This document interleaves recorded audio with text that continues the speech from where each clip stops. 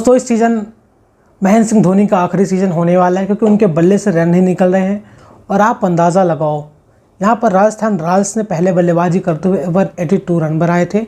वहीं सीएसके की टीम यह मुकाबला सिर्फ 6 रनों से हारी है, 176 रन बनाए थे। और लास्ट ओवर में जहाँ पर टीम को 20 रनों की ज़रूरत थी, सामने महेंद्र सिंह धोनी खड़े थे, फिर भी यह टीम चेज़ नहीं कर पाई। और आपको बता दें यह सीज़न महेंद्र सिंह धोनी का आखिरी सीज़न होने वाला है।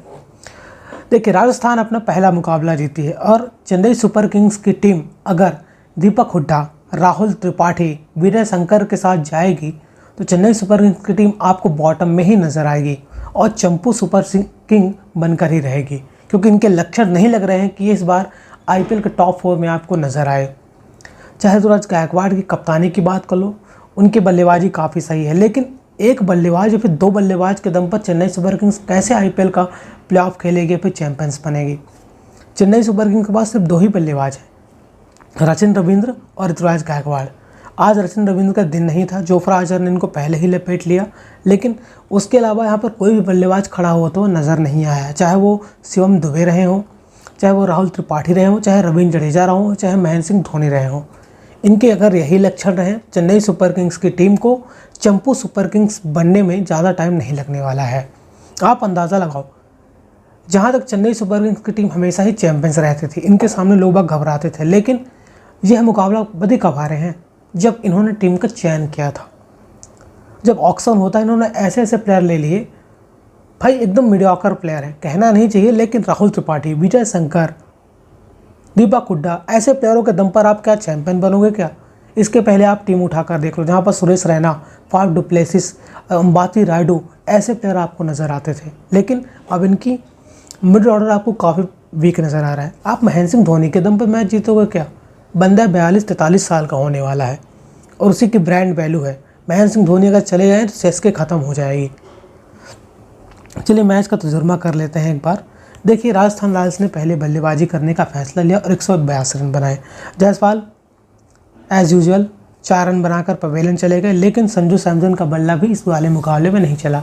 पहले वाले मुकाबले में ताबड़तोड़ हाफ सेंचुरी मारी थी, लेकिन इक्का दुक्का चल जाता है। आपको बता दें अब अगले मुकाबले में संजू सैमसन आपको ओपन करते हुए नजर आएंगे और कप्तानी करते हुए नजर आएंगे। लेकिन खुशखबरी की बात यह है कि फाइनली रियान पराग अपनी कप्तानी में पहला मुकाबला जीते हैं। इसके पहले दोनों मुकाबले हार गए थे और आपने देखा होगा इस वाले मुकाबले में ना कोई रियान पराग के पैर छूने आया और ना कुछ हल्ला गुल्ला हुआ, क्योंकि पिछले वाले मुकाबले में आपने देखा होगा एक आदमी ग्राउंड के अंदर आता और रियान पराग के पैर छूता है। काफ़ी ज़्यादा कंट्रोवर्सी हो गई थी, लेकिन इस वाले मुकाबले में ऐसा नहीं हुआ। फाइनली रियान पराग अपनी कप्तानी में मैच जीते। देखिए जीत और हार का सबसे बड़ा कारण इस बात का रहा है कि यहाँ पर नीतीश राणा ने 36 बॉलों पे शानदार 81 रनों की पारी खेली। नीतीश राणा को किसी से उम्मीद नहीं थी, किसी को उम्मीद नहीं। नीतीश राणा आपको रन बनाते हुए नजर आएंगे। अगर नीतीश राणा के रन भी हटा दिया जाए ना तो राजस्थान रॉयल्स आपको 110-120 पर ही पैक होते हुए नजर आएगी। नीतीश राणा का 225 का स्ट्राइक रेट है, यहाँ पर उन्होंने 5 छक्के और 10 चौके मारे हैं और इन्हीं की पारी की बदौलत। और आपको बता दें एक समय राजस्थान रॉयल्स की टीम 6 ओवर में 86 रन बना चुकी थी। आप अंदाज़ा लगाओ इतनी बेहतरीन पारी खेली, लेकिन जहाँ पर नीतीश राणा आउट होते हैं उसके बाद यह टीम बिखरने लगती है। आप अंदाज़ा लगाओ यहाँ पर हमारे पास महेंद्र सिंह धोनी है, लेकिन उससे ऊपर आप वरुण हसरंगा को बैटिंग करवा रहे हो। 13.1 ओवर में जब विकेट गिरा, यहाँ पर नीतीश राणा आपको आउट होते हुए नजर आए, तो वहाँ पर हेटमायर को भेजना चाहिए था। हेटमायर ज़्यादा हिटर बल्लेबाज है, अगर हेटमायर पहले आ जाते तो यह स्कोर आपको 200 पार होता हुआ नजर आया, लेकिन इन्होंने हेटमायर को रोक के रखा और वरुण हसरंगा को भेज दिया। और अगले ओवर में क्या हुआ, 14 पहली बॉल पे यहाँ पर वरुण हसरंगा चलते बने, मतलब आपने 6 बॉल पे क्या किया, वेस्ट ही कर दिया। जब आपको भेजना ही है तो ऐसे बल्लेबाज को भेजो जो आपको लगातार रन बना कर दे। वहीं से इनकी नैया डगमगा गई। और हेटमायर जो आपका प्योर हिटर बल्लेबाज है, एज ए फिनिशर खेलता है, उसको आप नंबर 7 पर भेज रहे हो। पता नहीं किस बात की समझदारी है। उसके बाद आउट हो गए। लेकिन अगर इनका लेखा जोखा देखा जाए तो वरुण हसरंगा ने 5 बॉल खेली, 4 रन बनाए। हेटमायर ने 16 बॉल खेली, 19 रन बनाए। ध्रुव जुरैल आते ही चले गए। आप अंदाज़ा लगाओ, अगर यहाँ पर नीतीश राणे की पारी नहीं होती ना तो राजस्थान रॉयल्स यह मुकाबला हार जाती। पहले ही आपको बता रहा हूँ। पता नहीं पाकिस्तान बोल रहा हूँ, पता नहीं राजस्थान रॉयल्स के coach, head coach, mentor Rahul Dravid पता नहीं क्या सोच रहे हैं, हेटमायर को नंबर 7 पर भेज रहे हैं। वहीं चेन्नई सुपर किंग्स की बात कर लेते हैं। देखिए, रचिन रविंद्र अगर आपको शुरुआत नहीं देंगे तो आपके बल्ले से रन नहीं निकलेंगे और आप 182 रन भी चेज नहीं कर पाओगे। लेकिन जोफ्रा आर्चर ने इनको पहली बॉल पे लपेट दिया और कैच होकर चले गए। इसके अलावा राहुल त्रिपाठी ने 19 बॉलों पे 23 रनों की पारी खेली।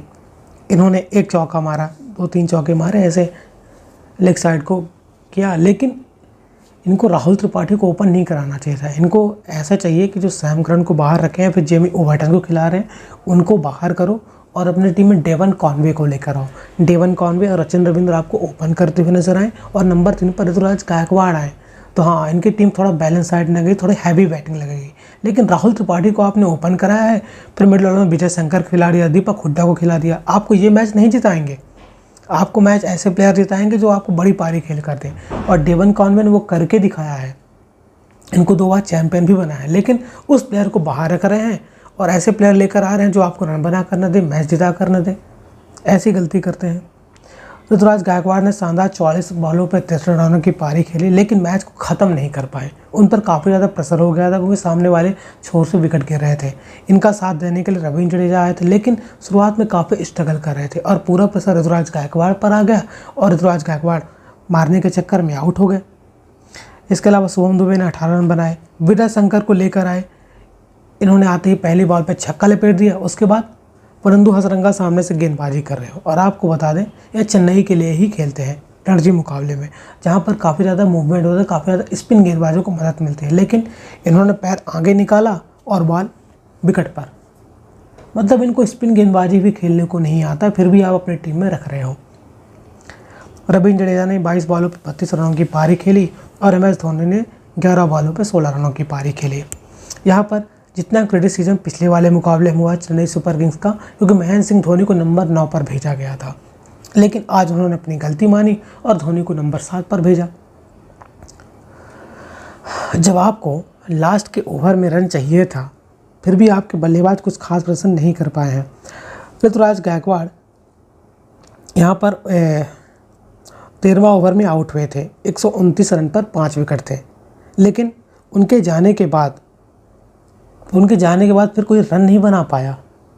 एक समय 129 रन जब थे तो लग रहा था कि चेन्नई सुपर किंग्स की टीम यह मुकाबला जीतेगी, लेकिन उसके बाद 12 ओवर में इनके 129 रन थे, लेकिन उसके बाद इनके 8 ओवर में सिर्फ 54 रन आए हैं। आप अंदाज़ा लगाओ, लास्ट के ओवर में सिर्फ 54 रन आए हैं, जहाँ पर इन्होंने 2 ओवर में लूटा था। 17वें ओवर में इन्होंने रन बनाए थे और इसके बाद 19वें ओवर में तब इनके रन बने हैं। लेकिन बीच में इनके 3 ओवर ऐसे गए जहाँ पर 5 रन ही बनाए थे।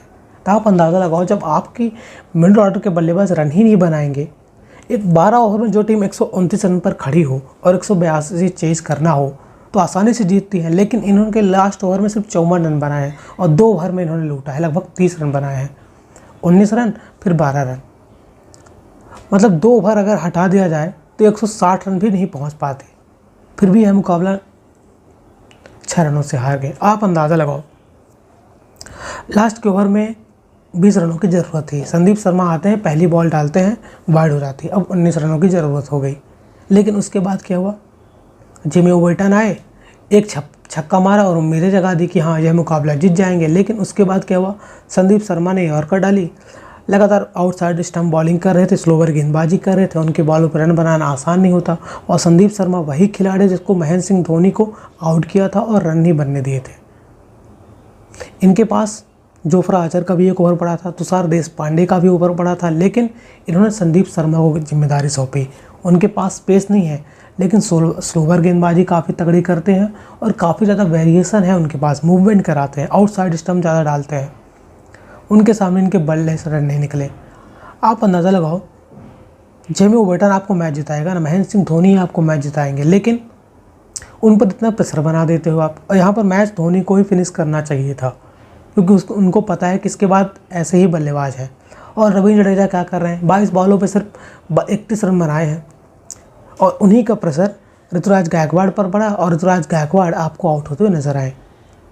मोटा मोटा हिसाब ये है, जिस मुकाबले में रचिन रविंद्र और ऋतुराज गायकवाड़ के बल्ले से रन आएंगे और इन दोनों में से कोई एक बड़ी पारी खेलेगा और मैच को अंत तक ले जाएगा, तभी सीएसके की टीम आपको मैच जीतती हुई नजर आएगी। क्योंकि सिर्फ 2 ही बल्लेबाज हैं इनके पास, बाकी सिर्फ ये आला टप्पों को लेकर घूम रहे हैं। इनको चाहिए डेवन कॉनवे को ओपन कराओ जिससे कि आप मुकाबला जीत सको। लेकिन इस वाले मुकाबले में वरुण हसरंगा ने क्या गेंदबाजी की है, 4 ओवर में 35 रन दिए, 4 विकेट झटके। और राजस्थान जीत का सबसे बड़ा कारण यह है कि वरुण हसरंगा ने काफ़ी अच्छी गेंदबाजी की और आर्चर ने भी काफ़ी अच्छी गेंदबाजी की है। 3 ओवर गेंदबाजी की और 13 रन दिए और 1 विकेट हासिल किया है। अभी तक आर्चर को जमकर रन पड़ रहे थे। पहले वाले मुकाबले में 76 रन दिए थे 4 ओवर में, लेकिन थोड़ा सीख कर आए हैं। लेकिन चेन्नई की बल्लेबाजी ऐसी है कि, और आपको बता दें, पिछले 4 या 5 सालों में चेन्नई की टीम 172 रनों से ऊपर चेज़ नहीं कर पाई है। आप अंदाज़ा लगाओ, इस लेवल की चेन्नई की टीम है, 172 रन से ऊपर चेज़ नहीं कर पाई है अभी तक 4 सालों में। आप सोच सकते हो कि चेन्नई सुपर किंग्स की टीम होगी। और इस साल महेंद्र सिंह धोनी के आखिरी सीजन होने वाला है। मैं आपको बता रहा हूँ, जिस तरह की बल्लेबाजी कर रहे हैं और मैच ख़त्म नहीं कर पा रहे हैं, प्रेशर काफ़ी ज़्यादा हो जाता है और इनकी मिडिल ऑर्डर की बल्लेबाजी इनके लिए काफ़ी सिरदर्द बनने वाली है। लेकिन फाइनली रियान पराग की कप्तानी में राजस्थान रॉयल्स ने मुकाबला जीता। राजस्थान के लिए बहुत अच्छी बात है। वहीं अगर दूसरी तरफ की बात करें, यहाँ पर दिल्ली कैपिटल्स और एसआरएच के बीच दोपहर को 3:30 बजे से मुकाबला खेला गया था। वहाँ पर एसआरएच आपको एकदम से बिखरती हुई पड़ी हुई नज़र आई और उस वाले मुकाबले में यहाँ पर मिचेल स्टार्क ने 5 विकेट लिए थे।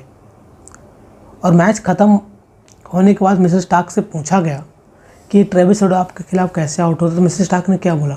मिचेल स्टार्क ने बोला कि मेरे सामने स्ट्राइक लेने से ट्रेविस हेड डरता है। तो आप अंदाज़ा लगाओ, इतना खौफ है मिचेल स्टार्क का। और मिचेल स्टार्क की गेंदबाजी की बदौलत ही यहाँ पर आपको दिल्ली कैपिटल्स की टीम मुकाबला जीतती हुई नज़र आई है और बहुत ही बेहतरीन गेंदबाजी की है। जहाँ पर लग रहा था कि एसआरएच यह मुकाबला आसानी से जीतेगी क्योंकि उनके पास पावर हिटर है, लेकिन यहाँ पर आते ही मिचेल स्टार्क ने ख़त्म कर दिया और अभिषेक शर्मा हड़बड़ाहट में रन आउट हो गए। और ट्रेविस हेड 12 बॉलों पर 22 रनों की पारी खेली, लेकिन उसके अलावा ना तो ईशान किशन चले, ना तो ऋतुराज रेड्डी चले। लेकिन अनिकेत वर्मा ने, एमपी का लड़का है Aniket Verma, as a finisher खेलता है, 41 बॉलों पे शानदार 74 रनों की पारी खेली जिनमें 6 छक्के शामिल थे। उसने पूरा मोमेंटम ले लिया और हैदराबाद की टीम आपको 163 रन बनाने में कामयाब रही। हेल्नी क्लासन भी अच्छी बल्लेबाजी की, 19 बॉलों पर 32 रन बनाए। लेकिन यहाँ पर पूरा क्रेडिट जाता है मिचेल स्टार्क को, जिन्होंने पूरे बड़े बड़े बल्लेबाजों को आउट किया, 5 विकेट लिया है, कहकर आउट करते हैं। ट्रेविस हेड को बोल्ड किया है, ईशान किशन को आउट किया है, यहाँ पर नीतीश रेड्डी को आउट किया है। आप अंदाज़ा लगाओ, बड़े बड़े विकेट मिचेल स्टार्क लेते हैं और इसलिए वो मैच विनर खिलाड़ी कहलाता है। लेकिन इसके अलावा इनके पास दम नहीं है। और आपको बता दें, हैदराबाद की टीम मुकाबला तभी जीतेगी जब इनके टॉप ऑर्डर के बल्लेबाज, खासतौर पर ट्रेविस हेड और अभिषेक शर्मा और ईशान किशन में से कोई बड़ी पारी खेलेगा, क्योंकि इनकी गेंदबाजी भी आपको आला टप्पू ही नज़र आएगी। वहीं दिल्ली कैपिटल्स की तरफ से फ्रेजर मैगर्क ने 32 बॉलों पर 38 रनों की पारी खेली।